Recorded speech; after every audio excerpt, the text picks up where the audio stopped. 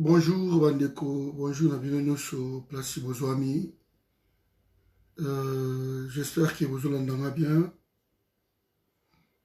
Donc, je dirais qu'il y a les lots, toujours parler. C'est Félix Aobanga Rwanda. Oui, effectivement. Voilà, donc partagez vidéo Oyo. Félix Ayebi, Place Yaouti, Ayebi qui a émanation ya Rwanda. Yango, toujours ma trahison Oyo. Mais j'aimerais d'abord demander. Ceux qui bozo landanga bien, ceux qui bozo kanga bien bandeko bakoti déjà.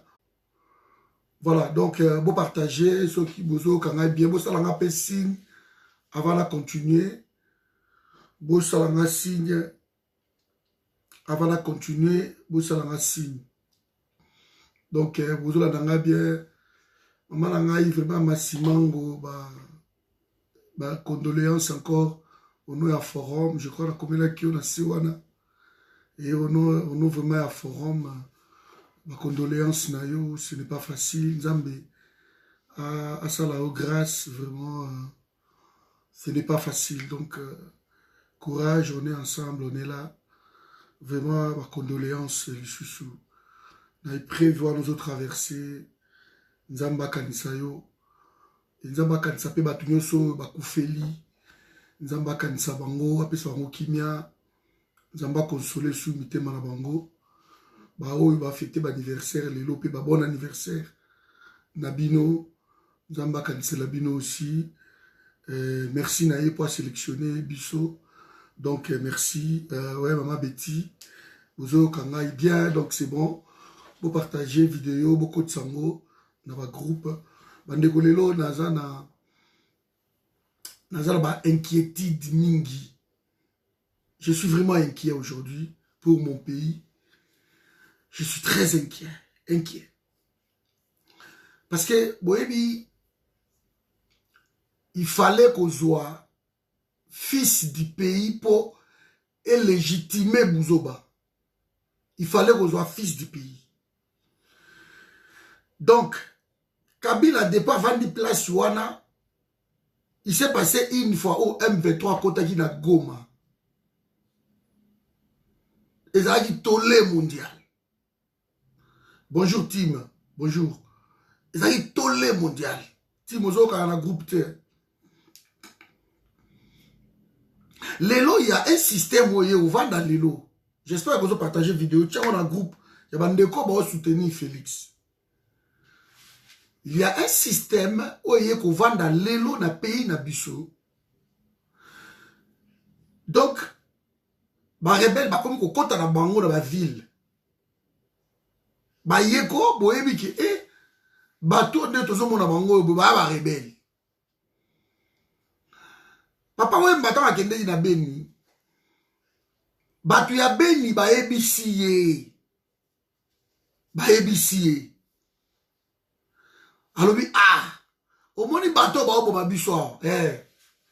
Ba vanda wana montagne, wana ozomona likolo wana. Donc, dans la montagne, ils sont là. Le gouvernement laissé. Les Nations Unies, la MONUSCO laissé.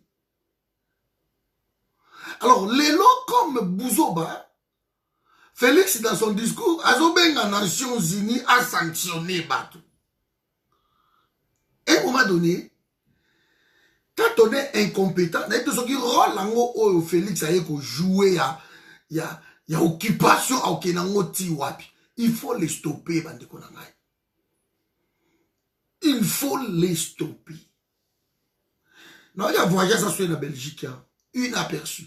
Parce qu'il y a qui fait un mariage. Tout ce qui lui reste, c'est ça. Bah mariage, bah discours à l'Okuta. Tout ce qui lui reste, c'est ça. Bah Okunda Bibembe, comme na Yekunde Bembe. Tout ce qui lui reste, c'est ça. Parce que cet homme ne maîtrisant rien, il est parti signer des accords où les autres pays n'habitent à fait et à sang. Mes amis, dans ça il y a 3 minutes, à partager avec nous. Les rebelles entrent. D'abord, tango makele les ana ituri. Na Bunia kuna. J'ai une sœur avant na Bunia. A comme langa lui papa mais bozo médiatiser kaka makambo a Beni. Mais biso a na Bunia, c'est pire même que Beni. On nous tue chaque jour ici. Ba rebelle ba kota ka ba sakal ba bibaki. To bandi ko médiatiser ituri, ko médiatiser Bunia. Et curieusement, on envoie une mission et qui pour terminer ba rebelle wana. Likambo kokam. Ba rebelle na Congo, ba bomba na lisusu te. Donc depuis que même tant Kabila azali na pouvoir, on n'a jamais vu ça. On n'a jamais vu ça. Donc lelo na Congo ko ba rebelle, ba bomba na lisusu te. Lelo na Congo, ba rebelle ba koma na bango tambola. Bonjour maman Fifi. Ba rebelle ba koma tambola lelo na Congo. Ba do makablo ba lelo peso kanda. Les rebelles oyo armée kende ki peut kende ko déloger bango. Ba rebelle oyo armée e kende ki pour ekende ko pour combattre bango, pour en finir avec eux, le rebelle ne se cache plus. Il rentre maintenant en plein centre-ville, le rebelle va comme au quota. Et Bazo Kota, non seulement Bazo Kota, mais le gouvernement supervise le rebelle. L'armée qui était censée combattre cette rébellion, cette armée supervise le retour des rebelles. On leur donna de l'argent, des enveloppes. On en a vu. Quelques agences qui ont fait de ces bateaux Mboki. Parce que mais le gouvernement, si les rebelles enveloppe, on leur a donné des vivres. Et moi, paquet à Milo, les rebelles bozonga na zamba. Et le gouvernement, basali, déclaration au éléki dans la zone de partout, en disant, en suppliant même le rebelle, que boyaka boyete ndenge boye mbalasima, il faut qu'on avise batou, il faut qu'on loukade. Bonjour Bouchimanga. Voilà, et d'ailleurs, ceux qui ont l'abandon du pouvoir, parce que comment les a Far West, mais on est en train de massacrer, de violer chaque jour. On prend les élèves au bazar na classe, on prend les étudiants, le finaliste, on choisit les jeunes filles, qui violer na bango, ma jeune fille.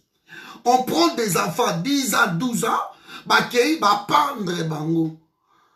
J'ai eu l'image où est frissonné ngaïtilelo, bomi mama wana.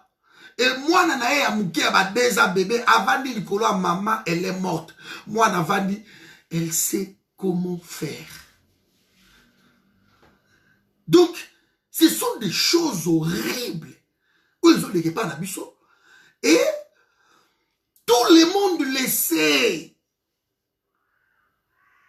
Les Nations Unies a délégué un groupe d'experts. Baya na Congo, il y a de cela 10 ans. Baya quoi enquêter sur le massacre, ce qui se passe na Congo, le fameux rapport Mapping. Et tango ba sali yango, les Nations Unies a désigné un pays où ils ont auteur ya makambouana, c'est le Rwanda. C'est le Rwanda, des alliés bas arrière. Je vais vous rappeler quelque chose. Quand vous rentrez en guerre dans un pays, quand vous êtes en guerre dans un pays, quand vous êtes en rébellion dans un pays, il vous faut une base arrière. Alors souvent, les pays où les rebelles vont attaquer bango. Dans les pays où ils ont base arrière, il y a des rebelles, il y a une guerre diplomatique qui se joue. Parce qu'on ne peut pas accepter que Bino Bozako armé par rebelle. c'est par vous nous qui est au quota. C'est par vous qu'on lit à bango quota. Donc on ne peut pas couper ba rebelle wana côté autre couper bango nzala ou bien parce que ils ont un pays où ils ont ravitaillé bango et c'est le Rwanda. Tout le monde le sait. Tous les rapports du monde désignent le Rwanda comme étant pays agresseur et à Congo. Mais Félix trouve que ces pays-là les a mis à Bissau. Tout le monde le sait que c'est le Rwanda qui tue au Congo, qui détruit au Congo. Mais premier allié à Félix, c'est Paul Kagame. Alors j'aimerais vraiment qu'on éclaire peut-être la lanterne, parce que ou je deviens fou, ou moi je dois aller pactiser avec quelqu'un qui détruit mon pays. Parce que quand on devient un président d'un pays, bah, vous partagez une vidéo. Quand on devient un président d'un pays, ce n'est pas pour un pays voisin, pour un étranger, pour je ne sais qui. C'est pour ton pays. Bonjour maman Narakavi Bajo. C'est pour ton pays que tu deviens président. C'est pour ton peuple. Quelle que soit la manière d'où tu es venu au pouvoir. Mais tu dois faire pour ce peuple-là. Aujourd'hui, tout le monde le sait que Félix n'a jamais gagné les élections. Et il est en train de nous prouver. Pendant son discours, j'ai suivi le discours du président rwandais. Burundais, où a remplacé Nkurunziza. Mais déjà, la prestation de serment, il a refusé que le Rwanda ait. Il a refusé, et à l'objet clair, tant que Kagame a félicité, il a refusé même la félicitation à Kagame. Alors je n'ai que faire de félicitations d'un traître, d'un hypocrite, d'un président qui veut mettre la région à feu et à sang pour la suprématie Mogoboy. Il a refusé clair et net. Et il est en train de désigner les Rwandais. Le sommet à Goma a capoté. Déjà il y a 10 jours, je crois, parce que le président, il a clairement dit qu'on ne viendra pas. Toi, tu travailles pour Kagame. Bonjour, maman Francine. Tu travailles pour Kagame. Alors, biso toya au sala nini. Toya avant de s'habiller la Kagame. Kagame, c'est ton jeu. On ne viendra pas. Et vous avez tous suivi, ça fait presque plus de 1 ou 2 mois. Au ministre burundais à l'Obana biso. Afinga biso presque ma peuple moko naïf, buzo ba ya mokili mobimba.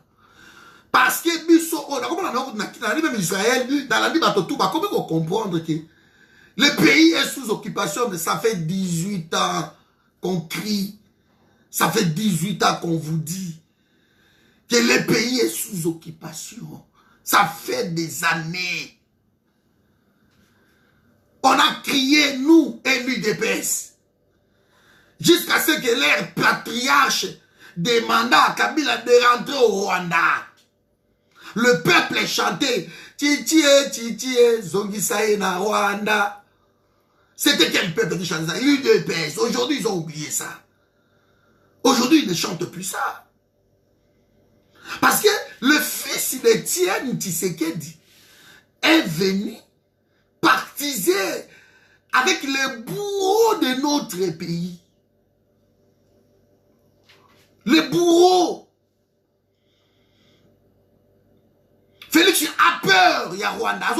Rwanda. Parce que Ayebi Kaza émanation, il y a Rwanda. Il a peur du Rwanda. Dira tout son discours. Félix Azol Rwanda, il y a yoka rapport mapping dans le discours, il y a yoki angote, alobi angote. Dans le cas qui y a yoka, alors même dans le discours, l'affaire qui suscite le tribunal, parce que dans l'Union européenne, il est d'accord. Qu'il faut pas créer un tribunal pour le Congo. Ces pays, pour le Congo, tes pays. Mais, Félix, il a discours, il fait mention. Mais il n'a ni cité les Rwandais, ni cité les rapports mapping. Il a ni cité. Mais c'est incroyable. Il a ni cité les TPI pour le Congo. à quel Libana et à Osakadate. Alors qu'il est président peut-être pour ça. Il est président, je dis, mais peut-être pour ça. Tu désignes qui les responsables, Félix? Pourquoi tu as peur du Rwanda? Tu désignes qui les responsables? Parce que, dans la vidéo tout presque, Docteur Mukwege Sébastien. Docteur Mukwege Abundaye, Azan appuie à président cité.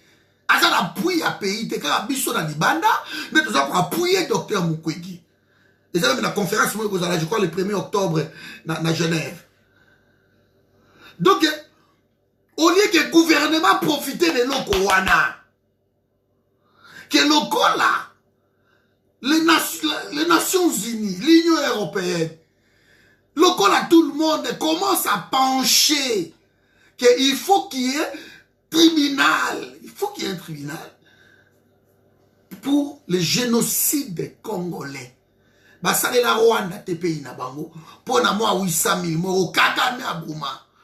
Et après la mort Kagame Abouma wana, Kagame a ça la génocide ou eleki même Batuti, Bautu. Kagame les a exterminés. Exterminés. Mais lelo oyo Jean-Louis Lokassa, basta la moitié. Alors, chez nous, nous en avons des morts. Oyo gogo ça là 10 fois plus que le Rwanda. Et, curieusement, on propose de créer le tribunal international pour le Rwanda, et cet homme refuse. Cet homme refuse de créer le tribunal pour le Rwanda. Donc ce n'est pas son problème. Félix Alegi fait ça à côté. Alors, discours sécuritaire. Oh, Félix a sali intérêt nango. Nini. Je m'aimerais juste comprendre. Discours sécuritaire. Oh, Félix a sali. Intérêt nango est nini. Parce que tu gardes les Rwanda comme modèle. Tu gardes les Rwanda niveau de diplomatie. Namona na nous te pays ils ont dérangé biso. Même pour expulser son ambassadeur. Oh, azo nié ba mort. Oh, yo tu koloba. Mais Félix est incapable. Il a peur du Rwanda. Mais qu'est-ce qu'il est allé signer cet homme? Il a signé quoi? C'est étonnant. Qu'est-ce que Félix a signé là-bas? Ba rituel ni ba salaye, ba kisi ni ba melisaye. Envoûtement nino et azwa. Aux occasions mobimba boy. Parce que dans les Nations Unies, on a passé la conférence, et passé par vidéoconférence. Et le président tout ba lobby. Tout le monde, dans le monde, ba lobby par vidéoconférence. Et le président Nabino, ba pesi paye parole à loba. Tango zo loba, mokiliezo yo kayo. Rapport Mampingi bande konangai. Ozo loba mo na Nations Unies, un bon président. O a pour na Congo, a bien mentionné loko wana na tribunal au bazo créé. Alors loba vraiment que non, le Congo encourage la création d'un tribunal pour le Congo. Il y a eu trop de morts, il fallait le faire. Comment va minele, ba député européen, ba ça qu'on mentionné yango, ba ça qu'on appuyé yango. Mais gouvernement, oh, il y a des Congolais, ça est le côté. Silence total. C'est comme si de rien n'était. Après, toi, tu passes ici, tu me dis, Fati Béton. Pour la région, ou bien pour la Congo, je pose des questions.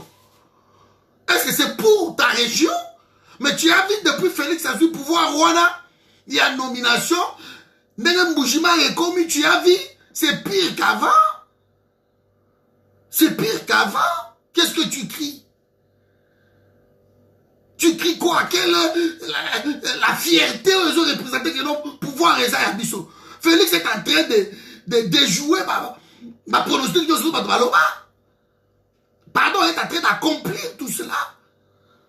Quand les gens nous ont dit, les Belges, les gens qui nous ont colonisés, ils ont dit qu'il ne faut pas qu'on paie sa peuple et à casser le pouvoir. Mais la preuve, c'est pas Félix. La preuve c'est par Félix. Que les Kassai aujourd'hui, Bozan a pouvoir en gros.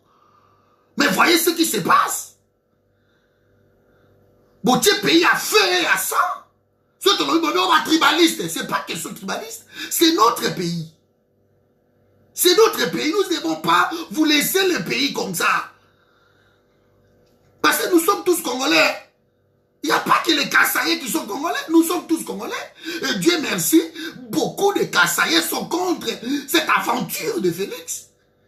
Je dis Dieu merci. Beaucoup ont compris. Beaucoup dès le départ, il y a Masolo, on va très jamais soutenir Félix. Mingi peut soutenir Félix, il a départ à Masolo, il refuse d'accompagner cet homme. Il refuse. Félix n'a pas cité les Rwandais. Rapport Mamping, Félix yango. Mais moi je sais que vous avez un pays nabino et que na niveau ya Union européenne, président de la République, on a makambo na ye. Il faut le bayango. Nenga za na Belgique awa, on les aya na Belgique awa pour la mariage ou ya fête ya mariage. Quand même ça mbongo pour rien, autant de délégations pour la fête ya mariage. Il fallait qu'on y aille awa boy il passe na Union européenne. Et tant que le président a reçu le discours, a appuyé le Kouana. Mais à chaque fois, il y a un Atikala qui n'est pas de l'Union européenne. Atikala qui est. Le président a dit que si tu as l'équipe. Le président monde de son Awa. La Belgique va passer à l'Union européenne. Et ça siège à l'institution, ils ont dirigé le monde. Il faut passer là-bas. Bonjour, Maman Chita. Il faut passer là-bas. Félix Sokayawa, à cause hostilité, ça tellement na poto ayebi ki batu balinga kayete. Donc, Sokaye, a souka na clan na yewa na baye bayambie, après si bango bambo ba Esaïe, baza ko parsa mbongo wana, après si bango 2000 à 3000 à 5000 là, et si, et azoli po na lobi, je suis président de la République. Na ye, au côté de la communauté, ambassade, du coup, tu pas mbako, même pas. Il a peur partout. Et aujourd'hui, Félix est en train de détruire le pays pire qu'avant. Pire qu'avant. Les occasions ratées comme ça. Nations Unies et se réunir, tu fais le discours. Et Félix aussi cité nos Rwandais. Nos camarades de Rwanda. Nous sommes les Nations Unies que nous avons sanctionné au sein de l'autre côté. Les Mende, les Bochab, les Chadari, tout ce monde-là, ils ont sanctionné. Ils ont vivre. Ils ont inanga, ils ont mort dans les États-Unis. Ils ont makoloté. Ils ont vivre. Ok, États-Unis. Ils ont vivre. Si vous pouvez aller en Europe, à Dubaï, à Chine, à pays asiatique de Tonga, à l'Europe, l'Europe est plus à la même pas. Si vous êtes en Malaisie, au Kuala Lumpur, au Paris, au Kuala Lumpur, ça n'a rien à voir. Et l'équipe musique à Kitoko. Qui est en Malaisie, en Indonésie même, moi, qui est là. Au moins, on a un Bangkok, au moins, on a un pays à Asie, et Tonga, même Argentine, magnifique. T'as là, Philippines. T'as là, Japon. Au cas, moi, pays, voilà. Soit qui là, Dubaï, il y a Dubaï, ils ont la zite. Qui là, Dubaï, les Émirats Arabes Unis, au monde, à Qatar. Au moins, la construction, nous, l'Europe, ils n'ont rien à foutre. De Bobo, ils vont y avoir un Russie. Bobo, il y a un Russie.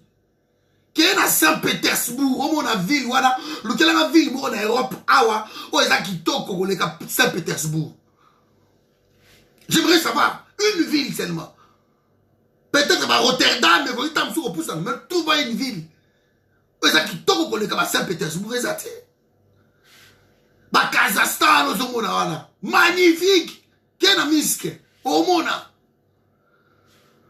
Vous croyez que non? Ceux qui battent ma sanction, parce que vous en Europe, et ça, va moni. Ah, fait le retard, qui est même Corée du Nord et Tonga, Madadze.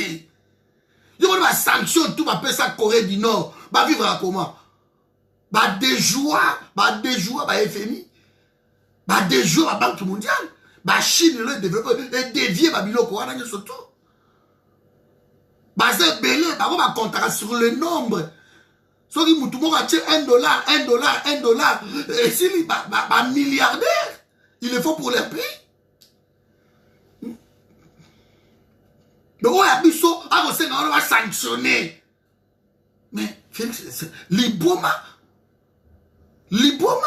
Docteur Mukwege est en train de se battre seul.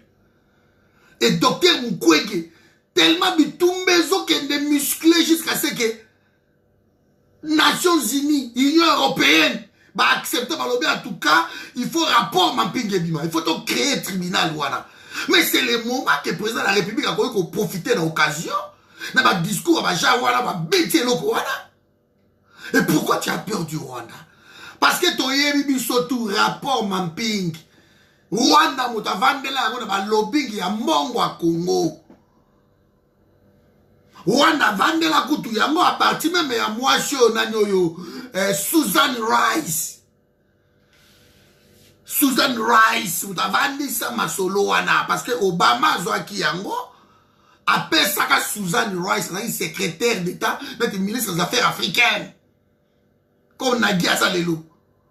Susan Rice, mobali na ya za touti. Avant de ça, rapport Mamping.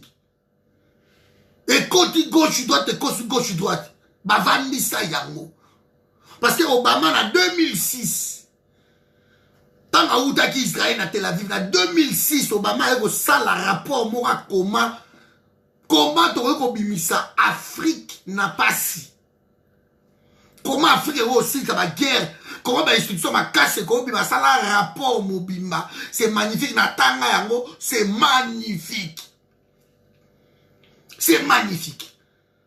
Et tant qu'on a commis le pouvoir, yango batindiki eloko wana. Basali rapport Mampinge bimi.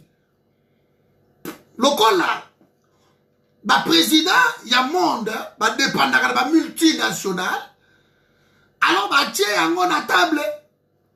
Il faut qu'on appuie à la Nations Unies bima. Sudan Rice avant de la Makambouana. Avant de l'ango. Et qu'on vende la vende l'ango, mbongo zo kota par mobali nae a ou tout wana. Et mbongo zo kende gauche droite, mbongo zo takabina RDC des millions de dollars. Et zo corrompre ba lobbying des États-Unis et vandeli et rapport Mamping. Maintenant que chaleur et l'équipe, ma kila ba congolais zo ganga. Rapport Mamping et komi ko bima. Ba de la place aux ali koma yango na Facebook na yo. Comment na tweet, comment na Twitter na yo partout, na ba YouTube, l'obela rapport Mamping wana, il faut bima. On ne peut pas laisser Mukwege seul. Asa na soutien pays. Asa na soutien pays. Même les fonds Mukwege a coûté à New York à l'obi, ba pays nous faisons payer ça ba mongo. Pour na fond, il y a hôpital, il y a ba basio baza violé. RDC zo paye ça té. Yo za place wana, il faut payer sa mbongo. Alba taliba ba crier Mukwege yo luka musala donc ba buzo ba moko zo le kala ba 10e mili wana. Omoni yango moni président Félix ko un irresponsable à un niveau pas possible. So ba zayi bato ba lingi pays. Ba ngai ba kanga ba rapport na bango parlement na bango wana ya 10e mili. Ba ko kanga mo. Et ça na désinformation moko. Na ne osakala te ka na 65. Et ça a des informations. Ce qu'on a dit, Gili, ce qu'on a dit, Cholet, ce qu'on a dit, Yokasson. Et c'est autorisé. C'est autorisé. Dans les cas, qu'on détourne tout un peuple. Ça va bouger, espoir, mais c'est autorisé. Il est pressé, c'est là. Mais zone qui peut se payer. Américain va lobby Félix, ceux qui ont Kabila mec comme Malibanda, Balaxi, a fait mon sous-marin, ça c'est Amai, et Kopima, et Kobeta Kabila, il faut faire la carte à Congo. Et les gens, pèsent en vie. Il va comme partout. Donc, ça tellement un mensonge. Et mensonge wana, et ça qu'on arranger à faire et à payer. Et ça qu'on désarmer les Congolais. Mais c'est autorisé là-bas, les Kaboundi, les Kabouya, Amati, à Lobby, et si les Sili, viva, Nazobenga, Yokason, dans les vidéos, à Leli. Ah, je appelle Yokason, Bandi, ma bêtise. Et on accepte ça. Félix Azobanga, ba Rwandais. Bonne journée, papa René Boganga. Azobanga, ba Rwandais. Et ça, c'est comme moi. Yako babiso toko sana Félix c'était bon sana na yo so on nous même boule que na benga cordon bon sana na yo bon sana parce que ma kila ba congolais ils ont gagné tellement que na volé ata un héros c'est pas possible bon sana na yo qu'est-ce que c'est que ça mes amis qu'est-ce que c'est que ça discours devant les Nations Unies. Oui, mais que non, Mikolo Yoboe, ba rebelle, ba zokota, ma kamute zokota. Ah, le quoi là, ma kama tribunal et télémi boy, na poussé boule de neige wana. Il fallait le bayango. Il y a ce désigné, oh mon kilimobi. Mais non, notre agresseur est connu, c'est le Rwanda. Félix, tu as peur du Rwanda parce que tu le sais. Notre adversaire est connu. C'est le Rwanda. Maintenant, on tient un pays à feu et à ça. À feu et à ça. Pourquoi? Parce que c'est comme habitude. Et comme on a habitude. Pays où il côté agressé nango, et bimi, où il côté yé, où il soli balé malembe, et bimi. Gédéon Kungwana, dans le discours, il y a Félix. Tant on a zone, ça me rappelle toujours. Dans le discours, il y a Félix, tant on a zone, Gédéon Kungwana. Il est instrumentalisé par Kabila pour le tribalisme à Kabola pays. C'est un criminel, sa place, et ça la prison. Félix Yéo en avant, il a même pas qu'au Gédéon Kungwana. Azo Kate. Gédéon Kungwana se cache dans Puerto. Toye bien ngomso toye bika aboba ina Puerto kuna et pas ya dans John Numbi côté wana général no de John Numbi je donc tout se cache là-bas ba yebi yango et là je salamate John Numbi convoqué aya na gisasa tile là ya aboya na yeko ya ba vandi na bango donc na mona no niveau Bousoberité il voyage Félix il sait très bien que na sentir na ye il faut voir les généraux rwandais, les officiers rwandais. C'est comme si bazo surveiller yé, toi la photo, bazo surveiller yé. Là tout sur la on attend moi na ma koti place moko. Oh OK, liwa na ye yango wana. Ça vous apprendra à signer n'importe comment. Mais j'ai beaucoup aimé un fille à moi, j'étais les noms. La discussion zaï d'ango a MC le robot clair abi papa soki nga na zoya robo mayo nga na yebi na sika sang déjà plan na ngai programme na ngai na yebi ke na zoya robo mayo yo yebi le côté yo ko sutuka ka bo pa na bomiro c'est ce qui se passe FCC ayeba ke basuki babandi négociation pas à Sassou Félix akeye azwi mbongo et pas à Sassou. Et s'il a qui pas Museveni, Azumbo, le temps où on a Genève, déjà, l'homme avait déjà, na moutou, na ye kilo, il y avait une négociation qu'il a accepté. Ce qu'on va trouver, il bloqué, pour avancer plus loin, et ça dit poids lourd, il y a Bemba, Nakatumbi. Bah, mon que non, ah, moi, été. Félix, ça mon que, devant Bemba, n'a bibi prison, n'a gagné, je fais pas le poids, alors, Kabila, basali surtout pour disqualifier les deux là, disqualifier Katumbi, disqualifier Bemba, babina Félix, ok, Zela yango ala sukoyo pour les kende avancer. Bonjour maman Sylvie. Avancez maintenant. De temps où vous ok, va déranger, tout ça, rien. Parce que s'il avait besoin, il y a pouvoir, il y a peuple.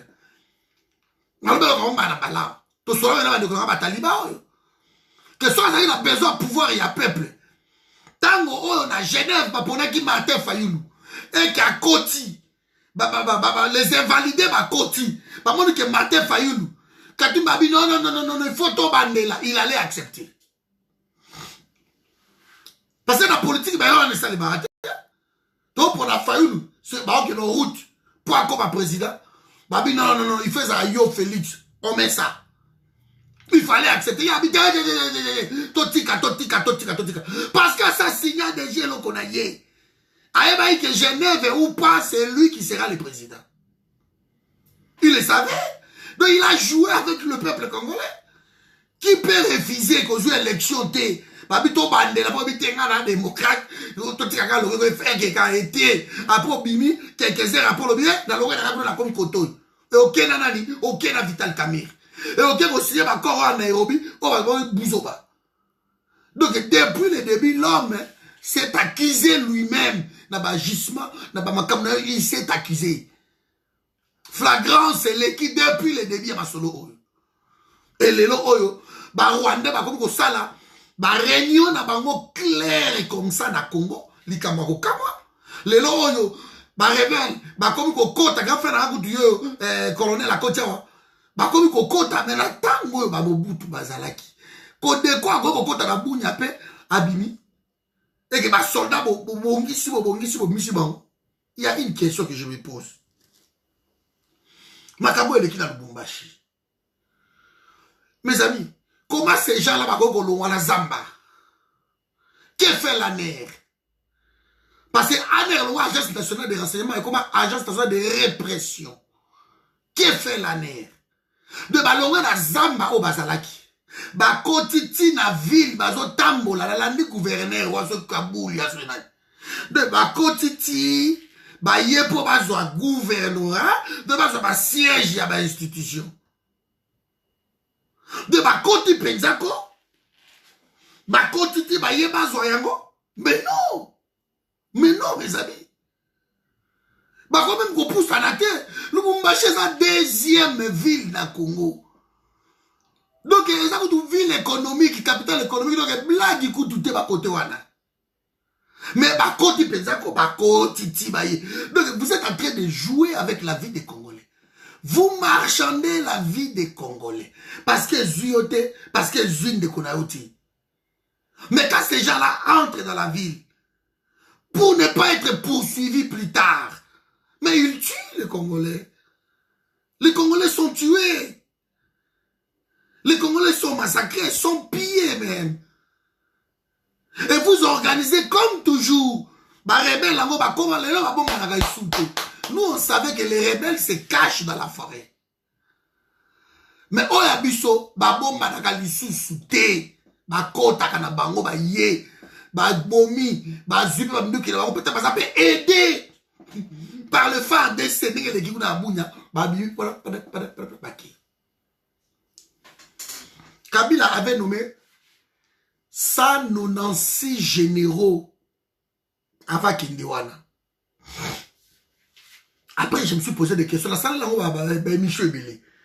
Mais même l'armée la plus puissante, il y a monde, les États-Unis, il n'y en a pas autant de généraux.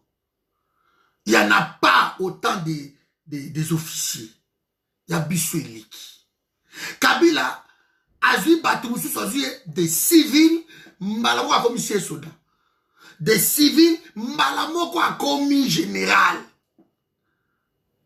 J'en sais quelque chose. Et j'en ai rencontré beaucoup. Beaucoup.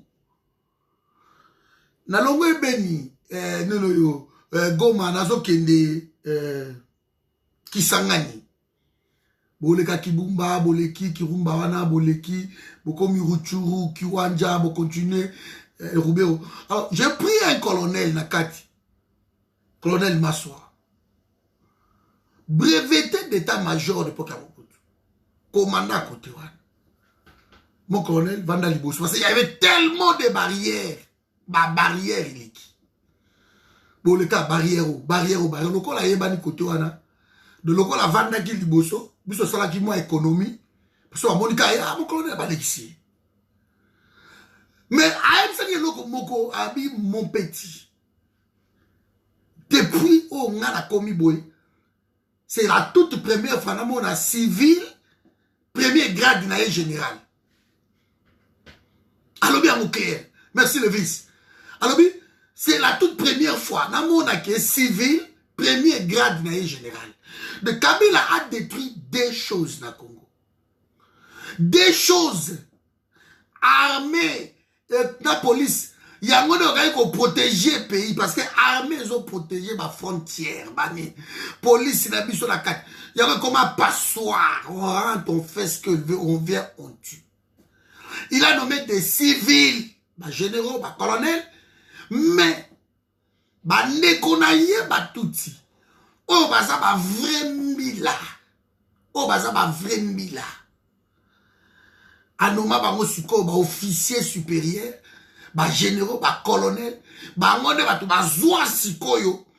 poste clé. Donc, on a général, sans fonction. J'ai vu un capitaine de l'armée na Kisangani. Un capitaine, à la commission, il y a ma voiture. Il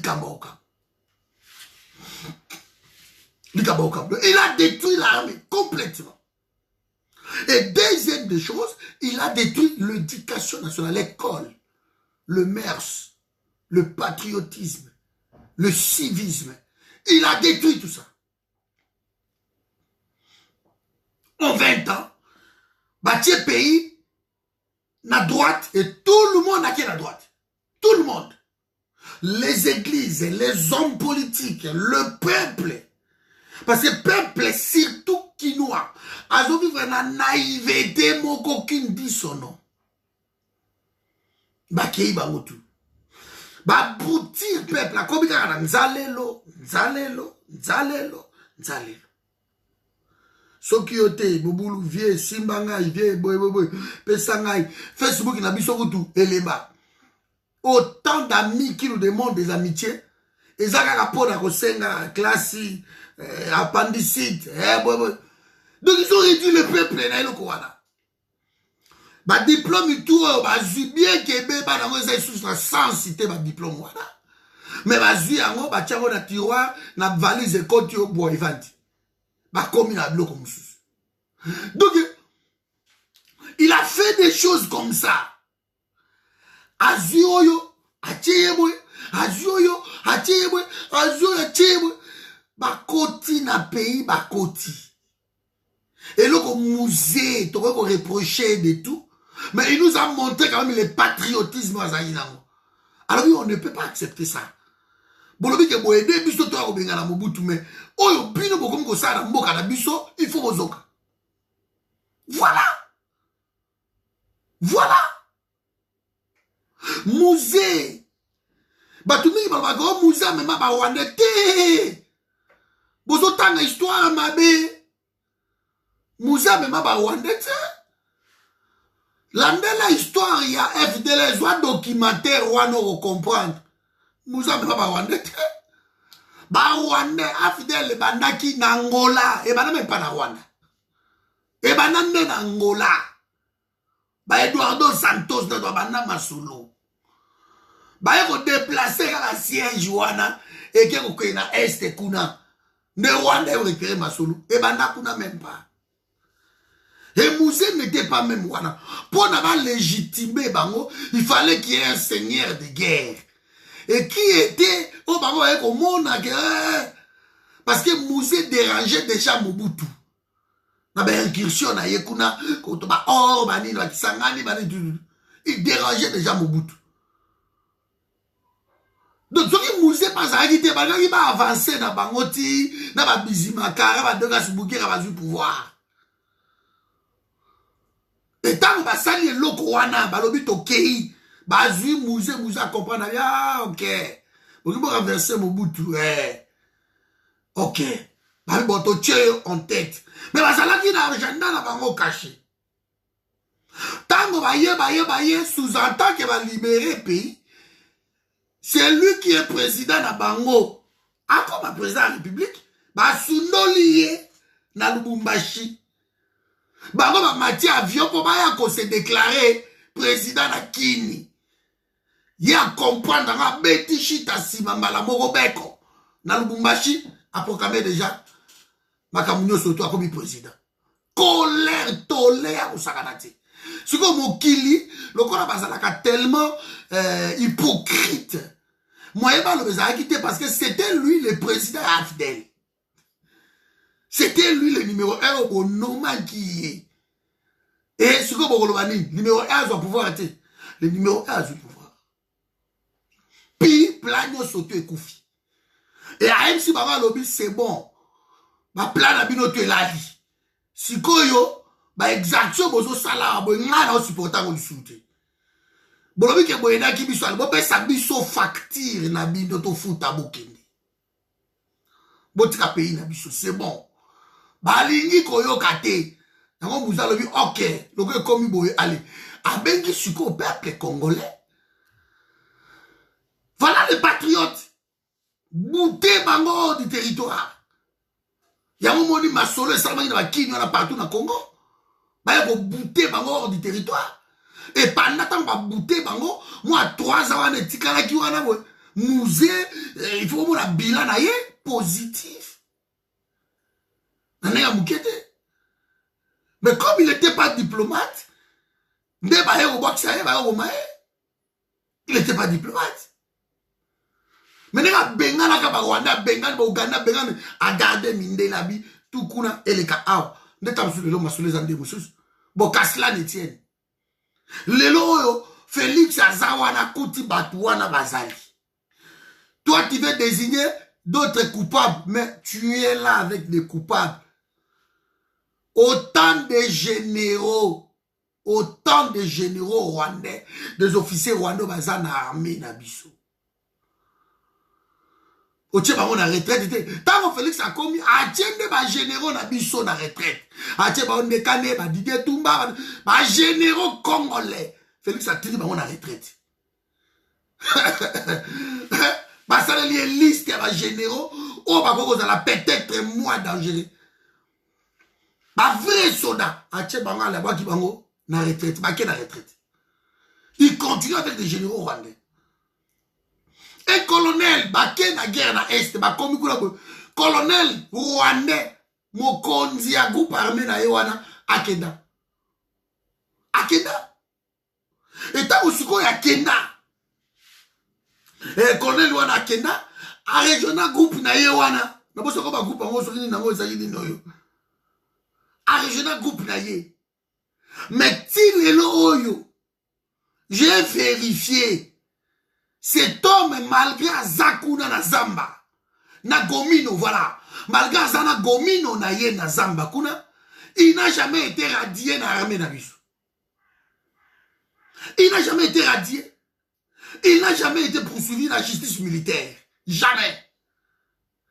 Mais il a abandonné son poste à rejoindre le groupe na ye Gomino. Mais cet homme, jusqu'aujourd'hui, il est colonel dans l'armée congolaise. Voilà. Ce qu'on va dire, vous voulez nous apprendre quoi? Et chaque général a son groupe. Bah, ça quoi entretenir. Donc, business na bango et comment on a mis tout ya congolais bakoufa. Et Félix, il le sait. So, il n'a pas bien, c'est qu'il a bien. Les gens Congo c'est sous secret pour la moutouté. Alors bino a tozo rejoindre Félix. Bon que ne peut pas ebisaka yendengi on a passé beaucoup ensemble na ye. Bon kasi boke pouvoir boke boza pouvoir te. Bon que ne ko ebisa yendengi wana. Que ati ko lukaka ba témoin ko lukaka ba tumusu libanda ba continuer ba sanction au sa eloko te na Congo. Muta obanga ba sanction congolais azati. Sanctionner bateau yo lingi, c'est pas leur problème.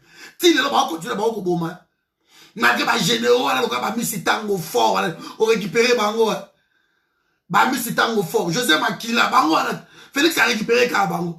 Malgré les sanctions, ils n'ont rien à foutre. Bango mener vie na bango.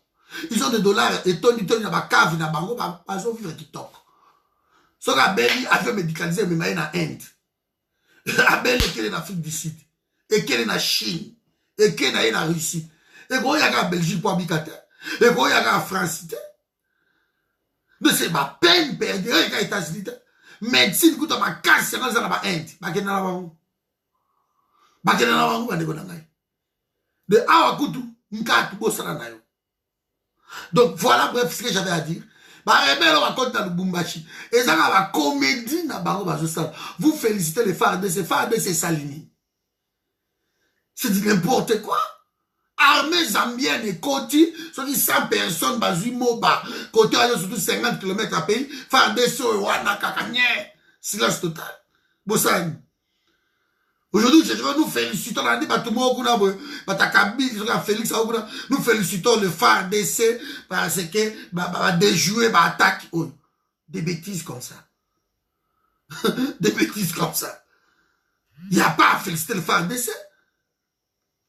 Généraux, il y a biso, Congolais, bien formé. Bon, la FARDC, Yuma. Bon, ça va Yuma. La bêtise, la vraie Yuma. Parce qu'on prend des petits Rwandais, le gars, vous a 20 ans, 18 ans, major, colonel, Tutsi, général, tout le monde a 20 ans, 22 ans, 23 ans, bazo commandé bino. Soldat à Sony, na Congo, Sony. Dans la route Mali, dans la situation de diabisoté. Mais les soldats, les patriotes, les mots qui ont décidé par le bif président, le col a eu nos incompétents, au sein de la français, ils ont sauté. Les vrais soldats, c'est derrière ma position, il faut nommer civil. Ok, tu vas nous civil. Tu vas nommer ex-colonel. Donc, malgré comment on a civil, il y a une retraite. Mais à Zambila, on a nommé. Et Assimi Goïta, c'est la deuxième. Donc, Yozala wana ngana ça parce que il faut tout ça l'intérêt. C'est derrière, vous avez un moment, Bolobani civil, Yewana, tout chez. Et comme non, ça ex-militaire, c'est trop tard, comment civil à la retraite. Voilà, Batou, Balobi que non, c'est notre pays. Mais on a biso, Bovanda, on a un soldat à Pamba, Bozaka va subir.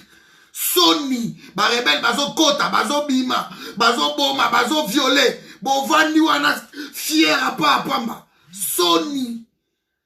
Vous ne méritez aucun respect des Congolais. Vous, les soldats congolais, le militaire congolais, je m'en fous. Ceux qui n'ont rien à Congo, vous méritez.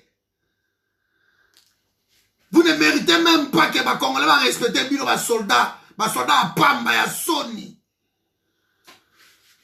Les soldats à Sony.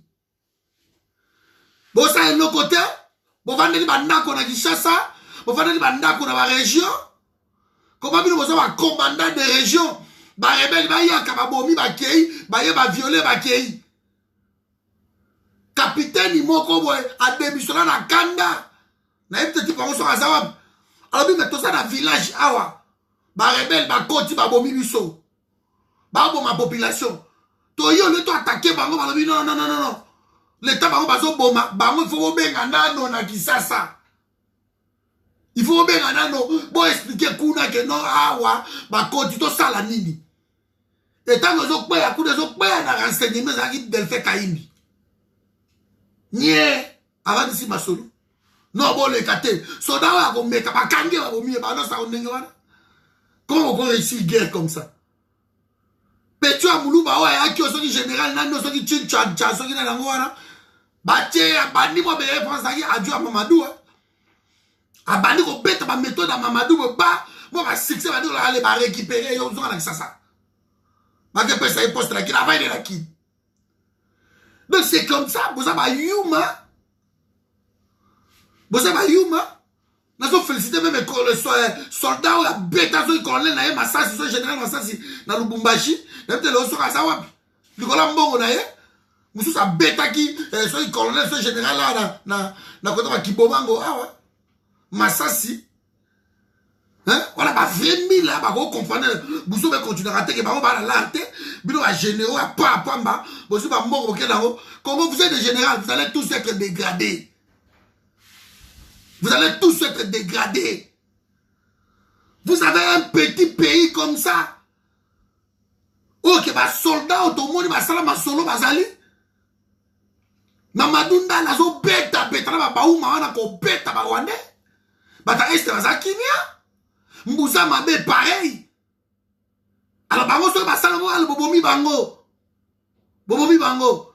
Après ça va c'est tango fort général, c'est les Stembala, ba ventirier ba yuma, bino tout. Ba faux soldat. Oh ba kaso ngomi se vimba tele bien. Alors ça va li bumu wana roki bambang. Un faux soldat. Bon, un soldat, tu sais. Oh, général patience. Oh, général, ce qui nani. Ce qui moussé, ce qui un faux soldat. Bayou, mamoroboy. Bote Kimboka. Vous allez tous être dégradés au bon mabino boké na cour martiale. Bazo soit pays, bino movani wana. Pour moi, quelques officiers, bah, outi Rwanda, bah, quand tu vas continuer na mboka na bino. Na mboka na bino. Incapable, na ko ça la bonne sélection, incapable, na mboka na bino. Et ce qui va sortir na bino, bah, ça va vraiment là, bah, qui va tomber, bah, ça utiliser ka bino. Pour moi, kende ko mater bango. Bah, vrai soldat, bah, ça tient. Bah, faux soldat. Bah, faux policier. Moussa na bino ko raketaka population ko raketaka ko ibaka musuku tu ba population de ba kangi kutu mila. Comme Far West. Et comme Far West on viole, on tue, ba ko viole tina ba hôpitaux. Et puis ba bizela ba policier ba zala ki wana na kiseso. Ba tu ba koti ba ye na bato ba zana hôpital ba de ça dépasse. Les patients, les infirmiers, dans l'hôpital, bah côté libango, bah kangi bango bazo violé, bah on a qui sait sous. Village à la mire d'angaï. On viole. Bah généraux Bozawana, bah colonel Bozawana, et c'est bateau bah du pouvoir dans Mali, et c'est bango bah en général. Ce sont les trois colonels qui ont décidé. On se diriger bataillon, on se la non, c'est bon, la brigade, on a Kati, on a force navale, tout. Bah, décider par le but, non, Péro qui est bouité. Asmi Goïta, il s'est pas dit, tu récupérer ma solo. Avant, bah, ça, là, bah, qu'il y a Russie. Bah, solo, il y a qui tombe, bah, le bec, bah, récupérer ma solo. Peuple, nous, ça sauté, vous croyez que le général, il m'a repensé à bien. Attends, na bataille, on a bani ma solo, papa, on va soutien. Parce que pays qui ma pays ça sous occupation, tout le monde depuis Kala. Un faux soldat. Ce bateau va se qu'on critiquer Bino parce que, non, il dit ça, bon mangai, bon krangai, m'en fous. Bon kanga, bon bomba, de toute façon, bon bomi, combien on continue là-haut? Ben, c'est là que Corona Kani combat. Combien on continue? Si on continue, et sur l'Olivia, on continue le combat. Vraiment, c'est quand on continue le combat. C'est comme ça. Claude Mboya, on continue le combat. Plus question d'avoir peur, mes amis. Bon, on la robanga. Les hommes Congo, ils sont robanga. Les hommes sonité, il y a son monté. Les hommes Congo, il faut un engagement physique et salama. Congo, comme une dengue. Pour la Congo, c'est une bonne chose maintenant. Ça ne peut pas continuer comme ça. Ça ne peut pas continuer comme ça. Les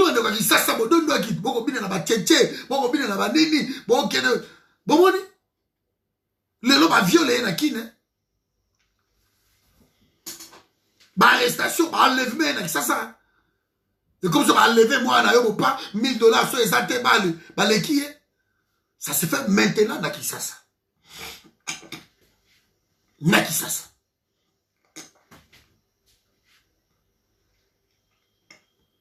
Et ça m'a mis.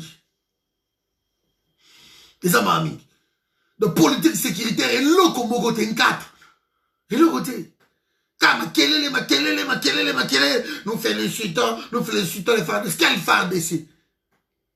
FARDC à pamba, FARDC à soldat, à la base, tout bien. Voilà, soldat.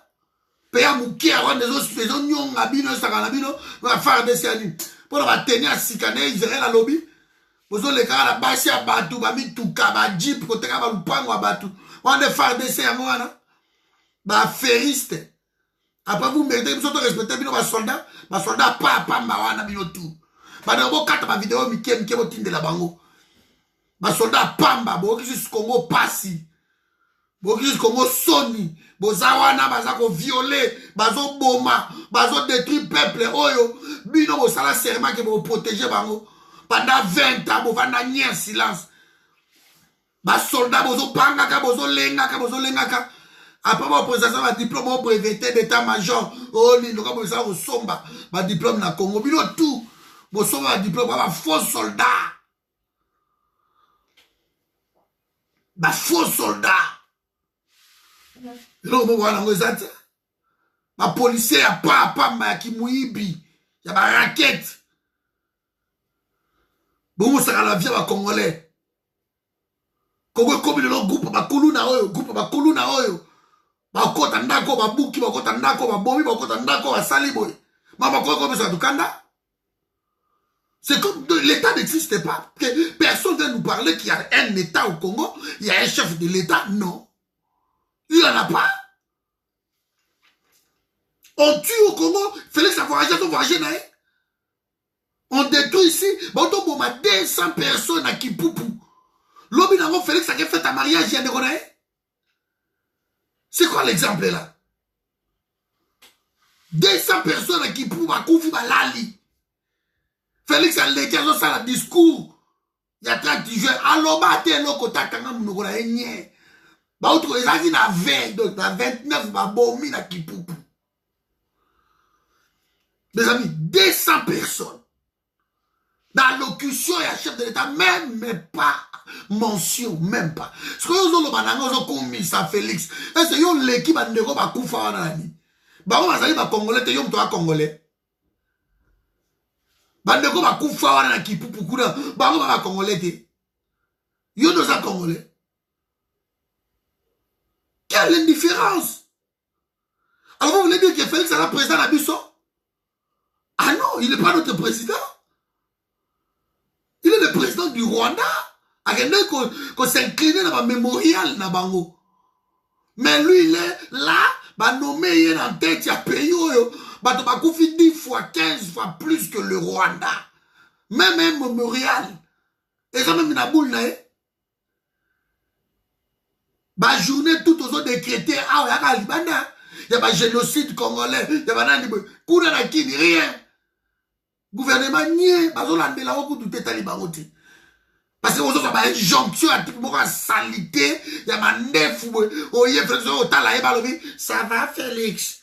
Outi OK, au kabila iko seka. Asa mandef na zo seka.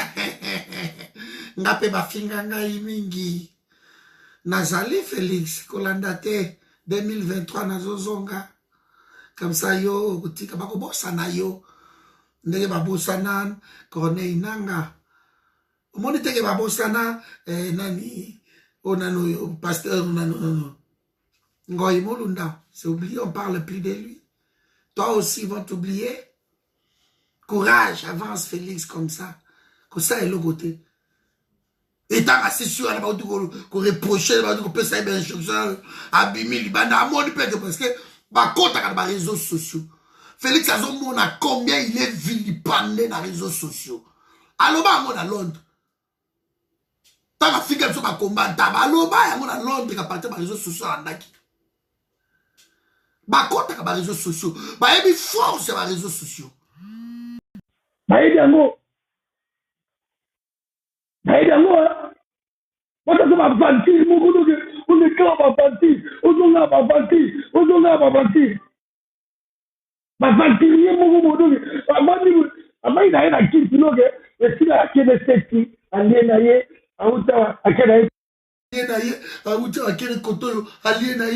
donc voilà, président, donc fête. Et ils ont l'habitude, les kilos, de tout filmer, de tout nous montrer. De tout filmer, de tout nous montrer. De bon, on c'est quoi. Peuple a fait nzala. Peuple a fait massacrer. Président de la République qui fait les cas dans Moutou. Mariage à Wake. Condolé a dit dans Matanga. Pas lever des corps. Hein? Sony Andengewana. Tout ce qui lui reste, c'est ça. Bon, bah, nous avons invitation la présidence. Ceux qui ne connaissent pas, confitine la Félix invitation à Roya, à Rokundaï. Parce que tout ce qui lui reste, vous mettez à voyager, alors qui ça aille en Belgique, aille fête à mariage. Likamba au camp. Likamba au camp. Nana yebi dans le monde entier. Ceux qui président sont voyagés, sont qui des mots katel. Bandeko nangai. Na bagage na ye. Nous avons bateau baza ko accompagner président wana. Okomona ne ba homme d'affaires. Ba kende pona ko signer ba contrat. Président voyage à Boété, c'est pas possible. Voyage surtout un président de la République à Bimaka à l'étranger. Et ça sera toujours au bénéfice de son pays. Toujours. Remarquez, Européen, ça a raison. Soit va voyage, tout le président va voyager. Au moment où il va comme ministre des Affaires étrangères, na ministre Moussou, le président va vendre, on va signer un accord. Oh non, nana yaki na Qatar, émir yaki na France. Tant comme en France, on a visité Toulouse. Mantabio, on a visité Toulouse. Et si Liban, ils ont signé. Et Mirassol met sous 200 appareils. Valeur sous 14 milliards de dollars. Voilà ma voyage en président. Oh, à Kendeki, parce qu'il y a un pays, il faut que la station d'épuration, maïzate. Le gars, la mission, ici, il y a des déchets et tout, na Kinywana. Ça, c'est comme une salité. Na Kenya, Koutou, na commune, ma bandi, qu'on recycle. Donc, il n'y a pas voyagé à Komiboé. Bassi va bête qui déjà 4. Coopération internationale, il y a qui déjà. Chargé na ya mission, il y a qui déjà. Bassi va sola dans la société Mokoboy. Il n'est même pas obligé d'être là, mais s'il est là, il faut chef de l'État à la Moussoupe aïe. Bah yambani, là, il a sorti na bango. Bah signé à Corona. Autant, société wana ils ont écrit na Congo, et qui vont recycler, bah salité wana tout, et qu'on va faire l'électricité, et qu'on va bloquer belé. C'est ça, voyage d'un président de la République. Mais le président de la République ne peut pas voyager par plaisir. Même pendant vacances, soit qu'il y a un pays songolo qui a accueilli vacances. Souvent, le président a vacances dans le monde. Mais il y a des gens qui ont 40 jours, ils ont au camp. Et donc, on a même à Congo, on a même 2 millions en Russie, on a 4 millions 500 à Japon. 45 jours à Tambolaka, on a 6 millions 500. Et boum, la ministre na yekuna, alors que nous pouvons célébrer alternance, tu as mis ça 5 millions à caisse à l'État. Moi qui le calme le oh, tous les généraux. Président Zobia de Lukarama va miette. Et Moko et ça, moi mis ça 5 millions pour fêter alternance. Ça s'est fait où?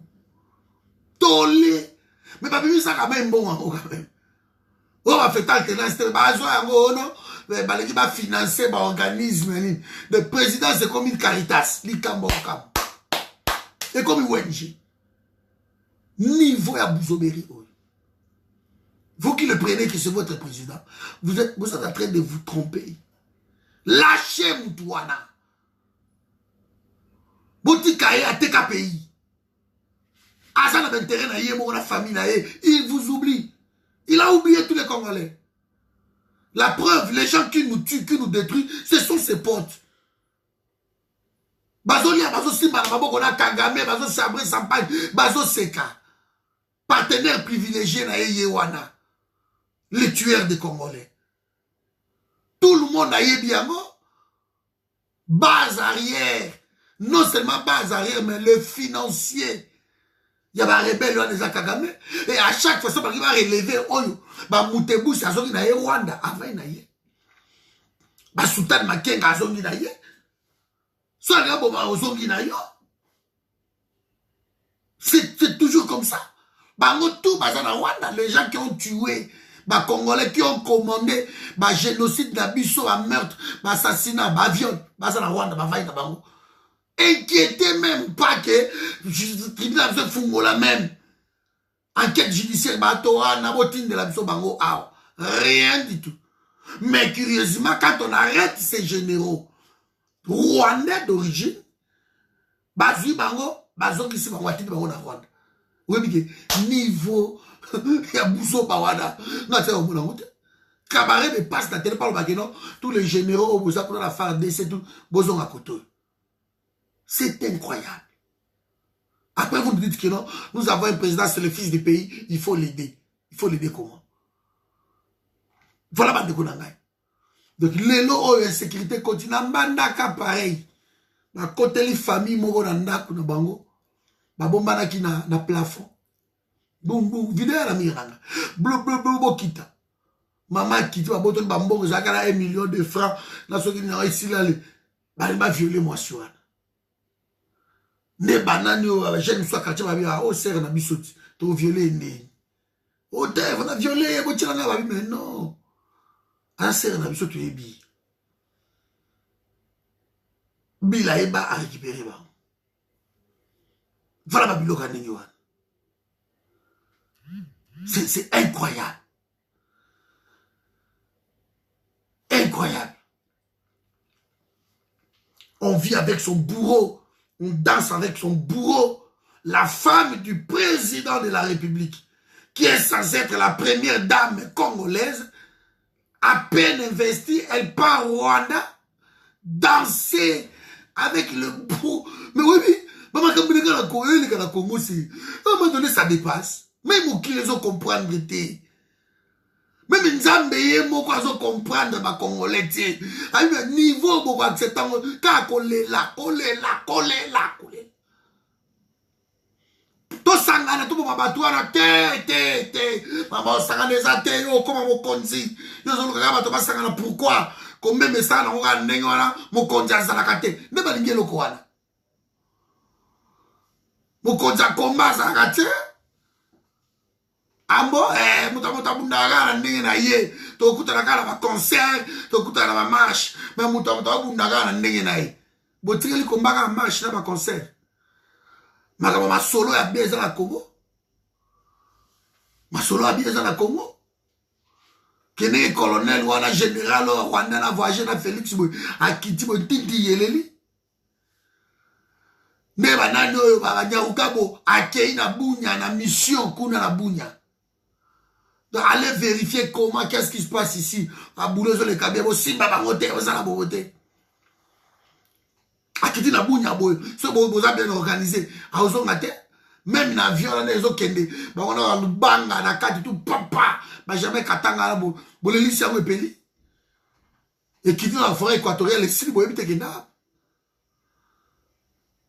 Mais bon, ils doivent s'organiser, bon, l'unité, qu'on s'organise comme ils vont combattre, n'ambo, l'unité. Balite.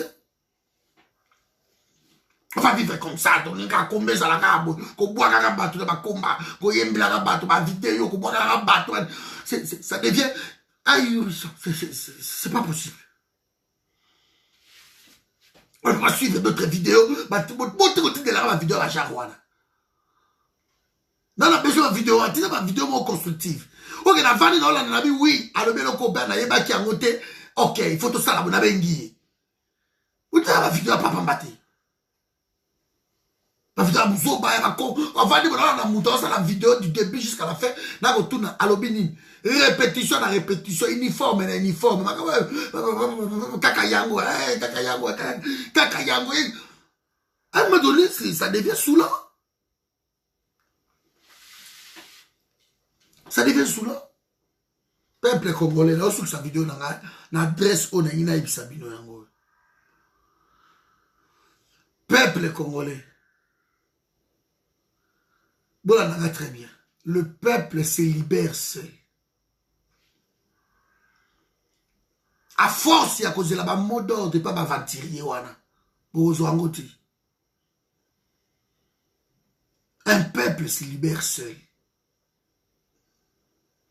Peuple congolais, to sangana. To structurer combat. To sala alliance na Kisasa. To sala alliance na Goma, na Beni, na Neni. Kende pe Félix na kiteta na Beni bobalie. To sala alliance wana.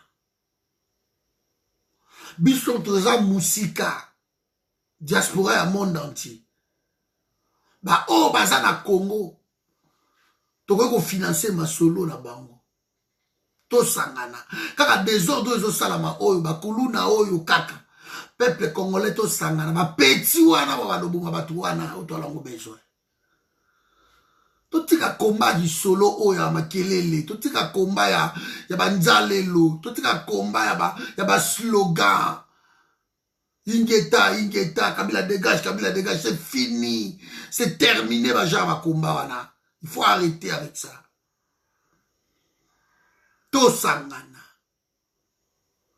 Et ça, la bandeko, bah, na Congo, wana. Bah, ça, la moussala, oyo, zaka, nango, besoin.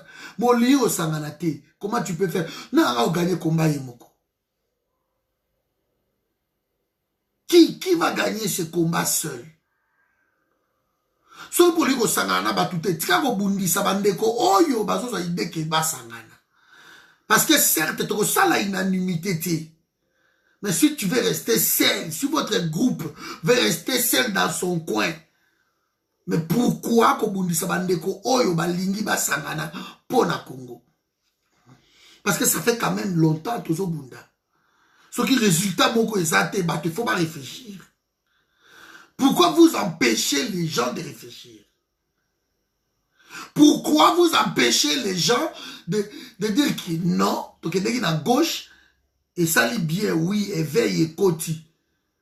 Mais toi, avancez côté. Kabila nous a étudié. Yanga loba que non a pouvoir oyo te kaka na masas. Il le sait pourquoi il a dit ça. Parce que c'est incapable. Alors, bazoti na bambongo, bozoli ya bambongo na bango awa, na poto. Pour la soïka batouali, basanga na bino bo koti pour empêcher. À chaque rassemblement, il faut bino pour empêcher. Donc, vous êtes en train de faire le travail de l'occupation, mais tout en étant en étranger. Vous êtes trompé qui? Qui trompe qui? Qui trompe qui? Si vous voulez rejoindre Félix, allez-y. Matome Kimbangu, bango la bakeiti. Échanger combat, tous continuer combat. Ba Martin Sali bakendeki. Nous autres continuer combat. Si on dit que na yo, osa libre, allez-y, kende na yo. Si on dit que rejoindre Félix, posons à Kisasa, kende na yo. Félix a empêché que ça c'est un beau canaillot. Bandundu, Congo, Équateur, partout, c'est un beau canaillot. Si tu veux y aller, vas-y, allez-y. Pas Kindaka. Mais ça ne veut pas dire qu'aucun est Félix. Ils ont sonné. Mais comme ça. Ok, allez, au teki, batunyo, surtout kotoyo, pour yo, ça la bien. Après, tant qu'on a awa, au comme il a binemi na bateau ko batamaka comme les babi balukuna, ba muke ba koso tamalo kaso batama, ba ebite so nani, voilà. Ba Martin Sali, c'est ça, ba Pacheli, on va s'en qui prometteur lobby, on les attend même plus. On les attend plus. Moutoutou a régional Félix, a régional Kabila. Il n'y a pas de poids de mesure. De ce pays, sous prétexte que Félix Mboka, c'est qu'on rejoindre Kabila, Oyo Bundisa qui est. Alors arrêtez. Arrêtez de dire que non, to sunga mwana Mboka. Na écoute na aucun discours wana te. Na écoute na aucun moti. Ngaso ena discours, to sunga mwana Mboka oza traître. Mwana Mboka a trahi le pays, c'est tout. To sunga ndeni. To que de trahir le pays. Parce que oh nyonso bameki kosunga ya boyi. Batu na ye moko parti o ya ye moko. O biso na ide pesa la pyramide renversée ye moko. Parti ba responsable ya parti na ye.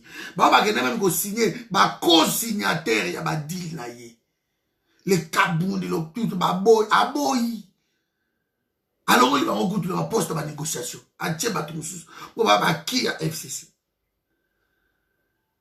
Il vous nargue. Après vous dites que non, nous allons quand même les rejoindre kaka parce que tu vas payer ta zamo na mboka. Donc il était Kabila bozonga. Et c'est ma fouille au bozongo na lelo Félix Azanango. Et ça ma fouille à Kabila de. Qui vous dit que Kabila kenda? Kabila est là. Et curieusement, celui qui veut voir Félix, il y va. Il y va. Il fait l'ombrage à Félix. Tout sangana bandeko na ngai. To sangana, to tika combat solo eko futa te. Eko futa te. To sangana. Yango nazo va faire gi, so to sale loko to siéger l'ambassade. Il faut to sangana, les nombres déterminent. To sangana. Ba groupe solo ko mano mo konzi na biso yo. Pour une réalité yaka ko mana yo mo konzi na biso. Biso boite. Parce que vous toi diriger sur les conditions que non c'est vous dire sangana bino ngam pour tout dans toujours question d'accord mais qui va diriger, qui va nous diriger, qui va nous représenter ce qui est un problème pour nous yaka okoma mokonzi na biso point barre et ça biso le côté biso ba yaka na yo mais il faut tout sangana. Nous devons passer par là. Bambongo bozo ba miette, on va sauver Congo. Un jour, tu te réveillerais de ton lit, mon ami. On comprend que ce n'est pas avec de l'argent que je sauverai mon peuple.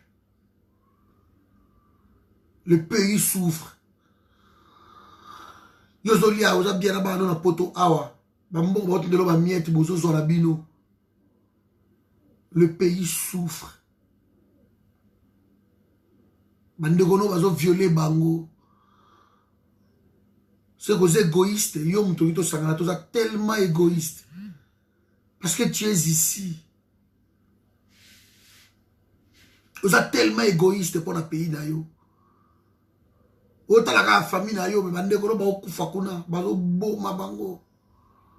Le ba boma ki ko na katanga belé ba fa ilobi na katanga.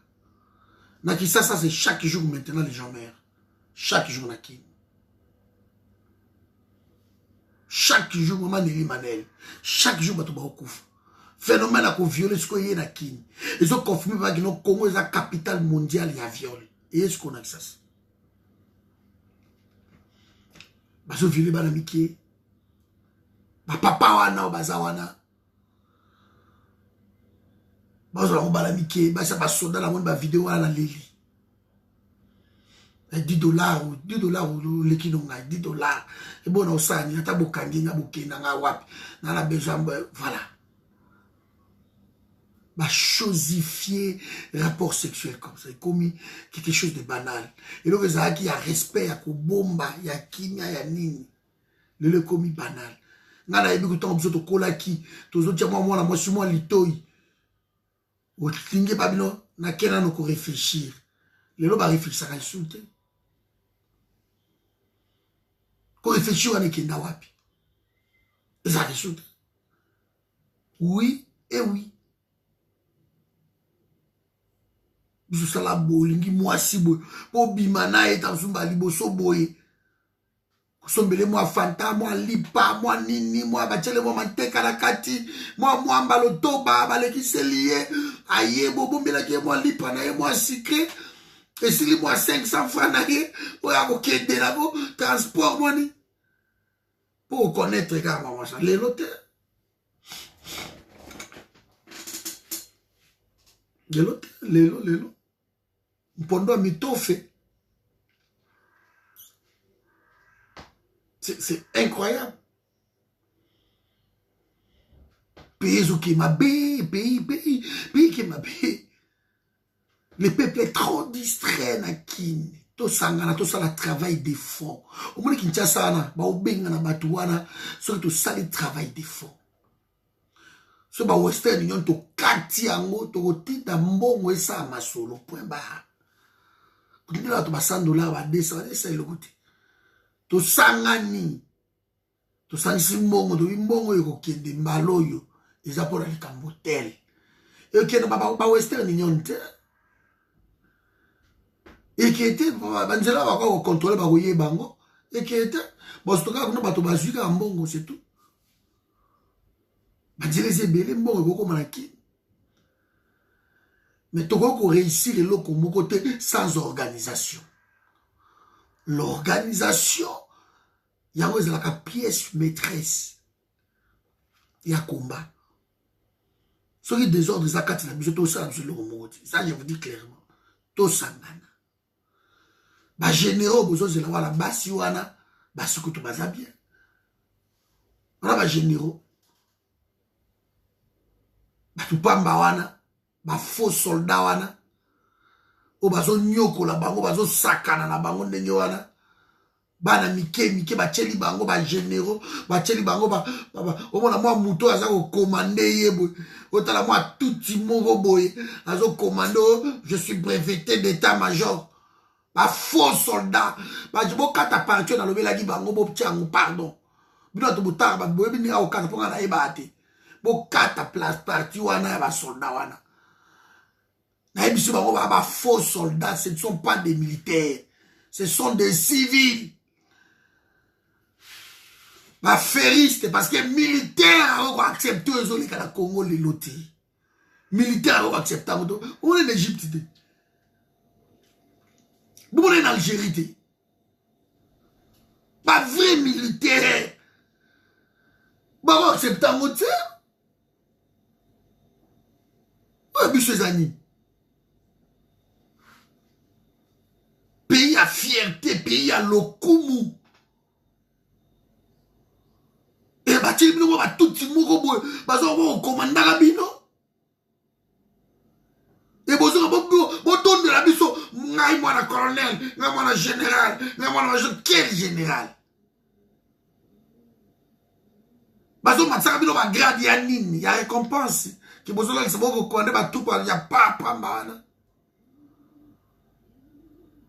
Ba généraux ya papa, bozo ki 500, so ki 400, so ki 300 généraux. Ya nini, tout ça boya nini. Vous ne méritez aucun respect. Le loba rebelle va comme kota tina ba ville. Aussi j'ai presque dans celle là on le Félix azo banga. Azo banga ko la officier rwandais il a peur. Mais bino ba to boza na kati là vous faites quoi?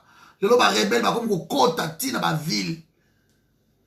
FARDC Sony et puis vous dites que non, félicitations à FARDC. Félicitations. Sony. Bozo bundani, et non ni bo bund. Vous comprenez bien on a FARDC, ba vrai Congolais, ba vrai soldat aux anakati. Bo yebi ke guerre bo gagnant ngoti, bo yebi yango. Bo yebi yango. Bo ba ventilier. Ne bo memeli guerre wana simbate, bo yebi yango. Bo ba ventilier. Bo ki ko sala mbongo na bino, po bo lia na ba na bino, bo tika Congo ba Congolais ba kufa. Bosali soni biso to bana okanisa que no bino ne boko protéger biso bosali soni parce que on croyait que nos armées frontières na biso ko za la passoire parce que tout ça sont 7e puissance armée en Afrique il y a Lukuta ce au classement les a Lukuta il y a Lukuta Centrafrique coûte l'équibino Zambie l'équibino continent mboka la bino zuba ba beleti Bossalini, ba faux soldat. Tokum Sabinote, Sony, ba Fombila, ba Miibi, ba racketeur, ba violeur bino. Vous avez un spoliaka banda kwa batu. C'est quoi ça? Si le peuple vraiment s'organiser bien, bino, tout le monde, vous allez partir. bako dégrader bino nyo surtout Congo tokotika tamso na 20 généraux seulement tamso peze belé tamso peze belé ko benga na bino tout so 400 500 300 na tout non seulement ko dégrader bino mais ko radier bino na armée à vie bokoti wa boloko bon akela ba bolondo ala ba kufi pe bo boma bino balukendo ba peine capitale soldat papa mana au viola bateau ko créer ka ba milice ko tira ba groupe armé au fa peut-être mona keno qui poisa rwandais azo diriger ngai oza na ba bataillon boza ba commander belé boza wana bo quand même pas ko ba keno tipo to le cahier boza rien du tout bonjour papa Nico rien du tout. Après vous passez vous serez pas fier na ça wana bozo le ka même ba faux soldat. Non, respectez Binota. Nous respectez Assimi Goïta, le colonel Ouagé Ismaël. Voilà, bateau. Peuple a souffert longtemps. Armée, Zakapo de l'Okoan. Ben, il récupérer ma soul. Au pour la première réalité, mais il y a le président dans la Lomana. Parce que c'est lui le problème. Le vrai problème à Congo, c'est Félix. C'est lui le problème. Parce qu'il a accepté l'inacceptable et à bien. Lui, il a accepté. Il fait des choses que Kabila n'a même pas osé le faire en 18 ans. Dans moins de 2 ans, on a tout vu dans Félix. Tout. Pays les comme on lambo, tribalisme, mati, na niveau moko, que heureusement pas congolais, tout ça bateau to ligne toujours unité. Heureusement. Surtout ça y a un esprit ou un athée, niveau tribalisme ou mati. Ne paye ce kabouane. Ne paye ce kabouane. Bon, bah, fatigué. Voilà, donc nous avons pas mon labino na tigibino. Bonne journée, on est ensemble. Donc, on est ensemble. Na tigibino. Partagez la vidéo.